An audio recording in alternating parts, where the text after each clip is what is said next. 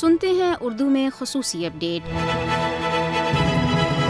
بھارت میں B J پی کی فرقہ پرست حکومت کے زیر قیادت مذہبی اقلیتوں کو منظم طور تشدد کا سامنا ہے۔ مودی حکومت ایسے قوانین نافذ اور منصوبہ بندیاں کر رہی ہے جو مسلمانوں اور دیگر اقلیتوں کے ساتھ امتیازی سلوک پر مبنی ہیں۔ مودی کے بھارت میں مذہبی اقلیتوں کو دھمکایا، ہراساں اور تشدد کا نشانہ بنایا جاتا ہے۔ مودی کے اقتدار میں آنے کے بعد سے بھارت بھر میں اقلیتوں پر ظلم و ستم میں اضافہ ہوا ہے اور مسلمانوں سمیت تمام اقلیتوں اور نچلی ذات کے ہندوؤں پر بھی حملے معمول بن گئے ہیں۔ RSS کی حمایت یافتہ مودی حکومت مذہبی اقلیتوں کو پسماندہ اور حق رائے دہی سے محروم کر دینا چاہتی ہے۔ مسلمانوں کو بھارت میں تمام شعبوں میں ہی امتیازی سلوک کا سامنا ہے۔ بی جے پی رہنما اکثر و بیشتر مذہبی اقلیتوں پر حملوں کا جواز بھی پیش کرتے رہتے ہیں۔ مودی حکومت کی اختیار کردہ فرقہ وارانہ پالیسیوں نے ہندو انتہا پسندوں کی حوصلہ افزائی کی ہے۔ متعدد بین الاقوامی رپورٹس میں بھارت میں اقلیتوں کے خلاف تشدد اور امتیازی سلوک پر مبنی واقعات کو تحریری شکل میں بھی پیش کیا گیا ہے۔ کینیڈا میں قائم انسانی حقوق کی تنظیم جسٹس فار آل کے مطابق بھارت میں جب سے بی جے پی اقتدار میں آئی ہے، ملک میں ہجومی تشدد، جبری گرفتاریوں